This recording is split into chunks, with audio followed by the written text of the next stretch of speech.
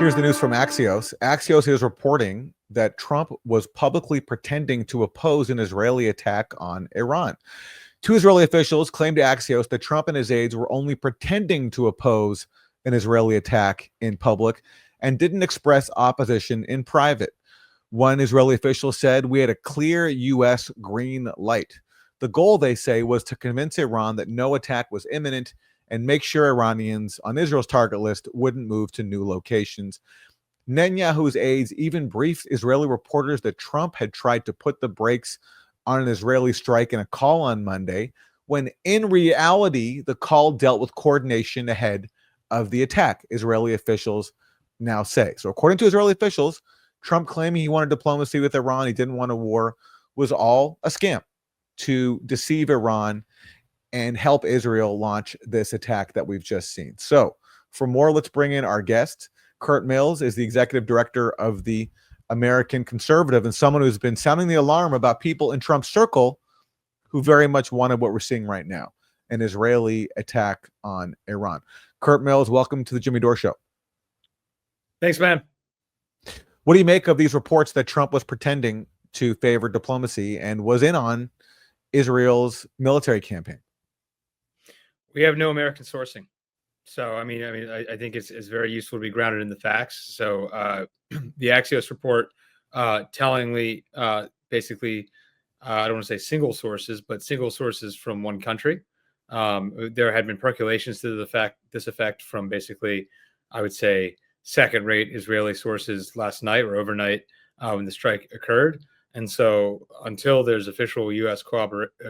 corroboration, I think it would be bad to prejudge. Additionally, there is clear discrepancies in the level of boastfulness we've seen from the administration. So basically in the first 10 to 30 minutes after the strike started overnight in Iran, the Secretary of State said that the U.S.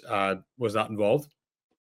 12 to 13 hours later, approximately, Trump's own truth, while not explicitly taking credit, was obviously more in the direction of we were good with this, but it was pretty short on details. So again, I understand the argument that the U.S. didn't know, the U.S.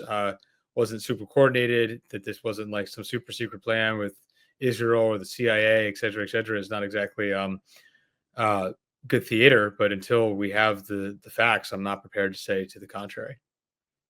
But you had Trump afterwards come out and say, look, hey, I tried to warn Iran. He said, I gave Iran chance after chance to make a deal. I told them in the strongest of words to just do it. But no matter how hard they tried, no matter how close they got, they just couldn't get it done. I told them it wouldn't be much worse. I told them it would be much worse than anything they know, anticipated, or were told, that the U.S. makes the best and most lethal military equipment anywhere in the world by far, and that Israel has a lot of it with much more to come, and they know how to use it. Certain Iranian hardliners spoke bravely, but they didn't know what was about to happen. They are all dead now and will only get worse. So he's threatening Iran with even more, and he didn't condemn or criticize the Israeli strike. In fact, he basically called it a success. He didn't have a word of criticism of Israel. So, doesn't that at least suggest to you that he gave Israel the green light here? He's certainly claiming and creating the impression that he did. We just can't. There's only two scenarios. Either the scenario you described is correct, or the Israelis moved first, and he is claiming credit because it's embarrassing. Okay. Well, Trump also did I guess, at least in terms of on the issue of him being consistent, he has before talked about bombing Iran. This is, for example, him back on the campaign trail. Asked him, what do you think about Iran? Would you hit Iran? And he goes, as long as they don't hit the nuclear stuff. That's the thing you want to hit, right? I said, I think he's got that one wrong. Isn't that the one you're supposed to hit? It's the biggest risk we have.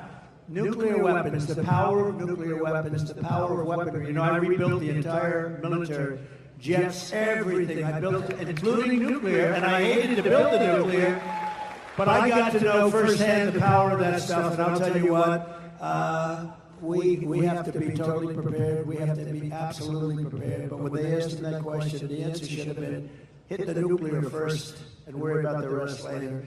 And that's what they should. If they're going to do it, they're going to do it, but we'll find out whatever their plans are. But great question. Thank you very much. Thank you. Thank you, Austin. So what I hear there from Trump, and this is back on the campaign trail, that, you know, if we're going to bomb Iran, we have to go after the nuclear sites, which is exactly what Israel just did. Yeah. So the audio was a little metallic on my end, but I assume that was just a diatribe on the campaign trail from Trump that said that, you know, he's very concerned about Iranian nuclear proliferation and that he wasn't going to rule out strikes. And so, yeah, I think that's well in line. I mean, he's been very clear since the negotiations started in early April that he does not want them to have a nuclear weapon. Trump has transgressed and crossed the line on all kinds of foreign policy shibboleths in the American foreign policy establishment, but he has not rejected the consensus that Iran should not be allowed to have a nuclear weapon. And so, I mean, that's all that video shows. I mean, I hesitate to just I feel like I'm just running interference here.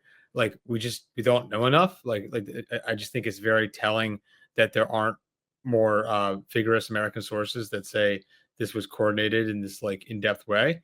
I mean, we are talking about somebody who has telegraphed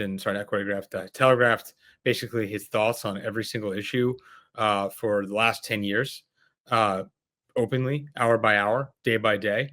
And all of a sudden we have a president who is very comfortable, keeping quiet and openly lying and coordinating with across oceans and continents for days and days and days and end, like it's possible. But it's just not the kind of operation that we have seen from Trump at all. So I'm agnostic on what exactly the story is right now because it's basically single sourced. The Israelis are claiming this. The U.S. is not corroborating it. Well, one could argue he was telegraphing when, you know, as we saw in that clip, he was talking about how if we bomb Iran, we should bomb its nuclear sites. And he's talked in recent days about how, you know, he doesn't want to see military action, but he's open to it. And Israel might do it. Yesterday, when reporters were asking him, is Israel going to bomb Iran? He said, we'll have to see what happens, which suggested he knew exactly what was going to happen. And the fact that after it happened, he didn't condemn it. And in fact, he sent U.S. warships to back up Israel. Yeah. None of this is in dispute. I mean, this was a live option for days. This is a live option for weeks. People knew that the Israelis might take a strike.